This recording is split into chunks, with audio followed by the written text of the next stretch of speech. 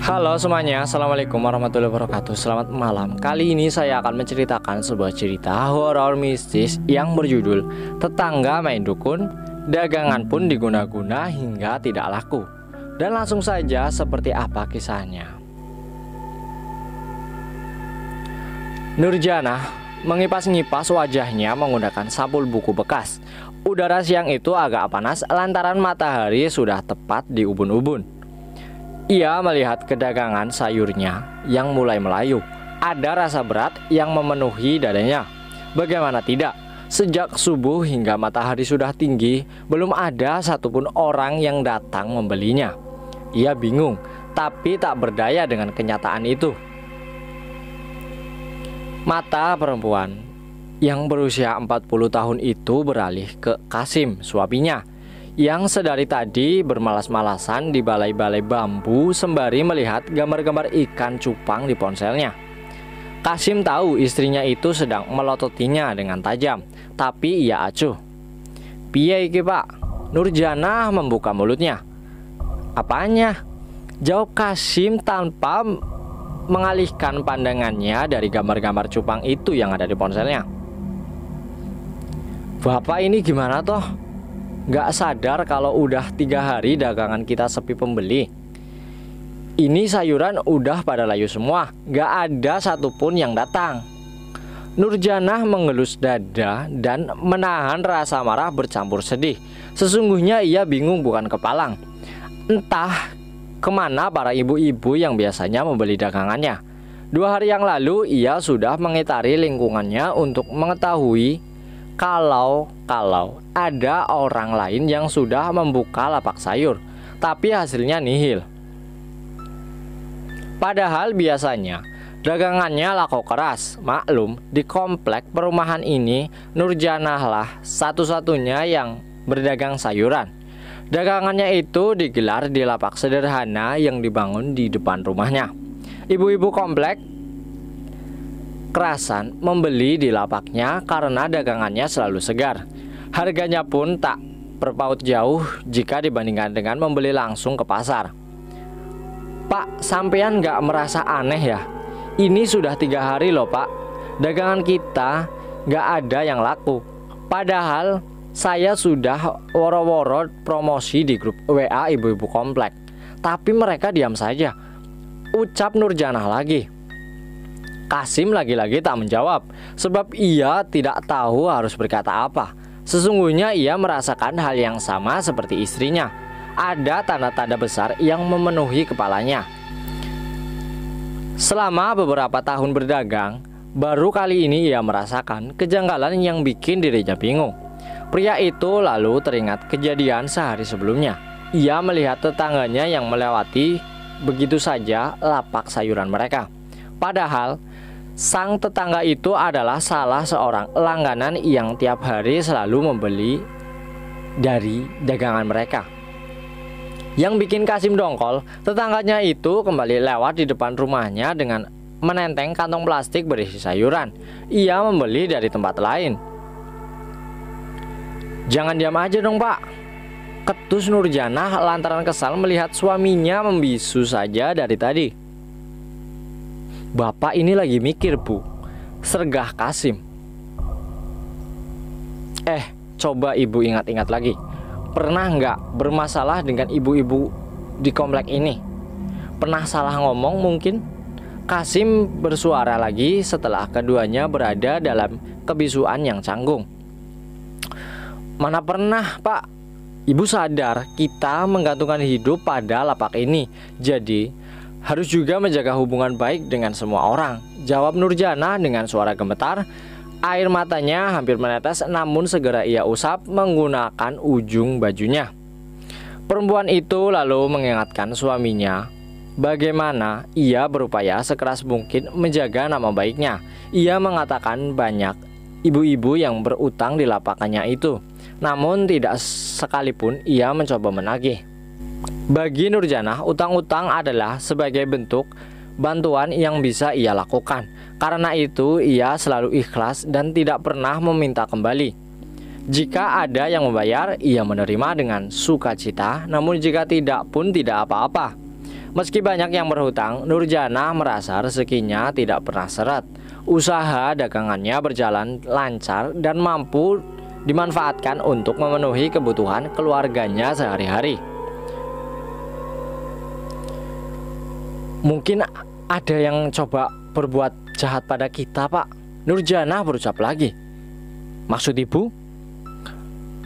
Nggak tahu, Pak. Ibu cuma firasat aja. Jawabnya dengan nada yang tidak yakin. Wajah Agil tampak bingung. Tanda ada sesuatu yang sedang berkecambuk di hatinya. Sedari tadi ia duduk saja di sebuah bangku kecil teras rumahnya. Sekali-kali ia menatap layar ponsel usang berkaca retak miliknya yang satu-satunya itu. Sejak tadi ia ingin menelpon Kasim, salah seorang langganannya. Biasanya saban malam Kasim memintanya mengantar sayur mayur untuk dijual di lapaknya. Tapi sudah beberapa hari pria itu tidak menelponnya lagi. Agil bertanya-tanya, jangan-jangan sedang terjadi sesuatu yang menimpa Kasim dan istrinya. Karena itulah, alih-alih menelpon, ia memutuskan langsung menuju rumah suami istri itu.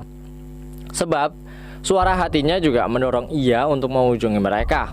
Maka Agil pun beranjak dari tempat duduknya. Ia lalu masuk ke rumah dan kembali keluar sembari menuntun motor Honda Supra miliknya. Mau kemana, Pak? Seru istrinya dari dalam rumah karena mendengar deru mesin motor. Pergi sebentar, jawab Agil sembari membetot gas dan segera berlalu. Benarlah apa yang difirasatkan Agil. Ada sesuatu yang tengah terjadi pada suami istri kenalannya itu, yakni Pak Kasim dan istrinya. Bahkan sebelum tiba di rumah Kasim, ia sudah merasakan kejanggalan. Agil memang dikaruniai perasaan yang begitu halus sehingga ia bisa merasakan perubahan sekecil apapun mengenai sesuatu. Ada rasa yang aneh bergejolak di hati tiap kali terbesit wajah Kasim dan istri di benaknya. Maka ia pun mempercepat laju motornya agar segera tiba di rumah kenalannya itu. Agil kaget bukan kepalang. Saat akan tiba di rumah Kasim, mata batinnya seketika terbuka dan ia melihat rumah suami istri itu seperti diselimuti selubung hitam. Hawa kengerian makin menguat seiring dirinya yang memarkir kendaraannya di depan rumahnya itu. Agil langsung menengok ke lapak, tapi tidak ada apa-apa di situ. Padahal biasanya tempat itu penuh dengan beraneka sayur serta para ibu yang sibuk memilih-milih belanjaannya masing-masing sembari bergosip. Tapi tidak kali ini. Bangunan semi permanen itu tampak sepi, dingin dan hampa. Agil diterima dengan hangat oleh Kasim dan Nurjana. Mereka basa-basi sebentar dengan saling menerima kabar masing-masing. Agil menikmati kehangatan senyum dua sosok sederhana yang di depannya itu. Namun tetap saja merasakan ada ganjalan besar di hati mereka. Setelah menyeruput kopi panas yang disediakan oleh Nurjana, Agil mulai memberitahu ihwal kedatangannya. Saya punya firasat soal kenapa lapak Pak Kasim dan ibu sepi belakangan ini. Ada yang coba berbuat jahat, cara licik yang melibatkan hal-hal gaib, ucap Agil dengan wajah berubah serius. Wajah Kasim dan Nurjana seketika terbuka. Mereka lalu saling menatap satu sama lain. Maksud Pak Agil ini bagaimana? Jawab Kasim lantaran penasaran. Sejak dari luar tadi saya sudah merasakan ada hal yang tidak beres. Hawanya lain sekali dan membuat saya enggan untuk masuk. Saya duga ini karena ada yang menaburi tanah kuburan di depan sana, ucap Agil dengan keyakinan penuh. Astagfirullahaladzim, ucap Nurjana sambil mendekap dadanya.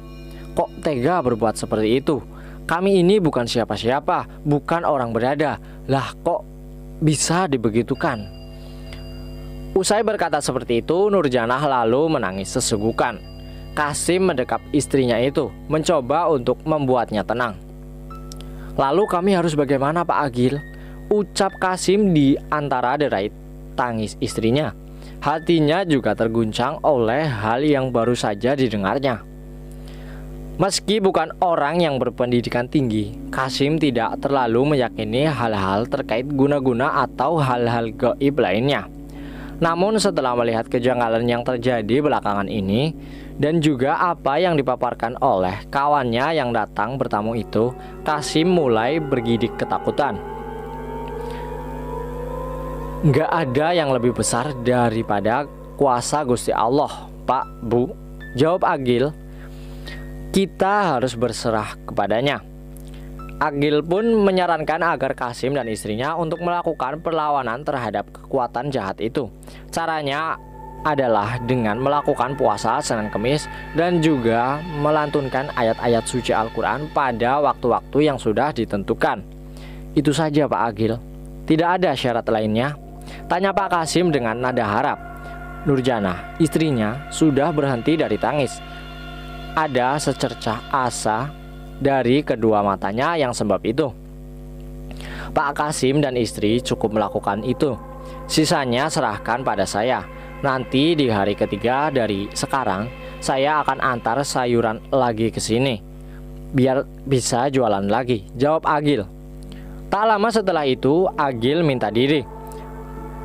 Pak Qasim mengantarnya hingga ke tempat motornya diparkir. Maaf Pak Agil, saya harus bayar berapa untuk ini? Tanya Pak Qasim dengan ragu. Agil tercenung sebentar lalu menepuk pundak kenalannya itu. Pak Qasim, saya ikhlas membantu. Tidak ada pamrih apa-apa. Selain jadi langganan saya, Pak Qasim sudah saya anggap seperti kerabat sendiri, ucapnya. Pak Qasim terharu mendengar jawaban Agil yang penuh ketulusan itu. Dalam hati ia bersyukur bisa mengenal sosok orang baik seperti Agil. Kemudian pada saat adzan subuh baru saja selesai berkumandang, hari masih sangat pagi. Namun begitu, Nurjanah yang baru saja akan menjerang air usai menunaikan sholat subuh dikejutkan dengan suara ketukan di pintu depan rumah disertai suara salam. Nurjanah diam sebentar karena mengira itu hanya halusinasinya saja. Namun tidak setelah melihat Qasim keluar dari kamar dan buru-buru menuju pintu itu. Ia meninggalkan pekerjaannya di dapur dan ikut suaminya. Siapa Pak? Ucap Nurjanah dengan suara rendah dan dijawab suaminya dengan sebuah gerakan bahu sebagai tanda tidak tahu.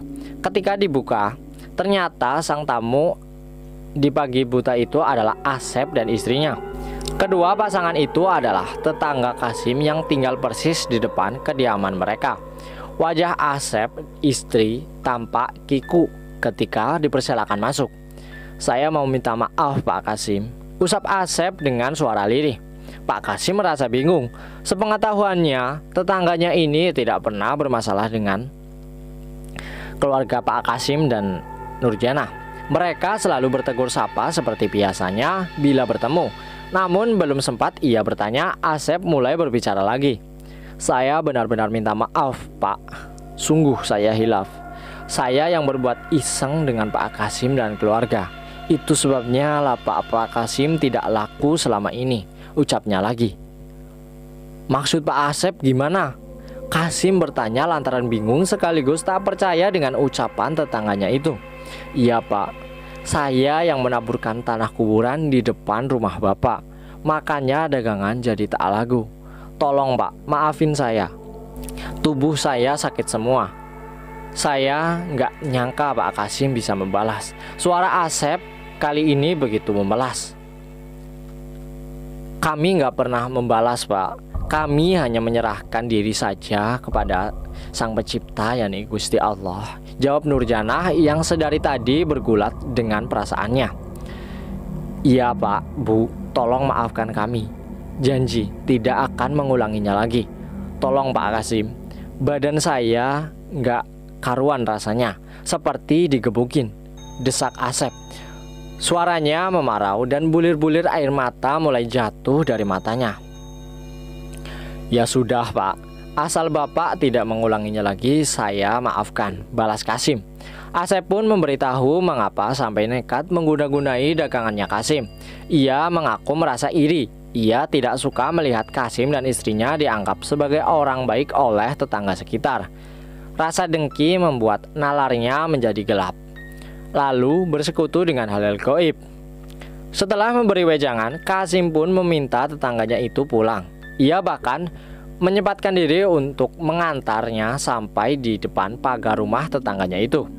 Asep ternyata bukan satu-satunya orang yang berbuat iseng terhadap Kasim. Di hari yang sama, ada 2 orang yang datang dan memohon maaf.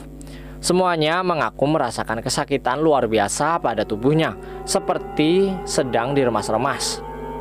Namun, 2 orang itu bukanlah tetangga Kasim. Mereka adalah tukang sayur keliling yang mengaku merasa kesal karena dagangannya tidak laku lagi semenjak Kasim dan istrinya membuka lapak. 2 tukang sayur itu pun bersekongkol untuk membuat mampet rezeki Pak Kasim dan istrinya dengan ilmu hitam. Selama beberapa hari, rencana mereka lancar, namun menjadi berantakan ketika suatu malam keduanya diserang oleh rasa sakit yang aneh pada sekujur tubuhnya. 2 orang itu pun berkesimpulan bahwa rasa sakit itu adalah akibat dari ulah mereka sendiri. Itu sebabnya mereka datang menemui Kasim dan mohon-mohon agar dimaafkan. Semenjak peristiwa itu, lapak Kasim dan Nurjanah mulai ramai kembali. Agil pun rutin mengantarkan sayur mayur dan hidup kembali berjalan seperti sedia kala. Kemudian petang itu, Asep berdiri mematung dari balik jendela rumahnya. Melalui celah tirai yang disingkapnya sedikit, dengan seksama pria itu mengamati aktivitas yang terjadi di seberang jalan depan rumahnya. Pada lapak Pak sayur Pak Kasim, ia melihat suami istrinya itu tengah sibuk membereskan tempat tersebut setelah seharian berjualan. Mata Asep berkilat-kilat dan sekantong kembang kantil yang ada di tangannya makin digenggam erat. Tidak akan gagal lagi, bisiknya dengan senyum menyeringai. Dan kisahnya pun berakhir dengan demikian. Semoga bisa dipetik pelajaran hikmah dan manfaatnya. Akhir kata saya ucapkan terima kasih kepada teman-teman yang sudah menyempatkan untuk menonton dan mendengarkan cerita ini sampai dengan selesai.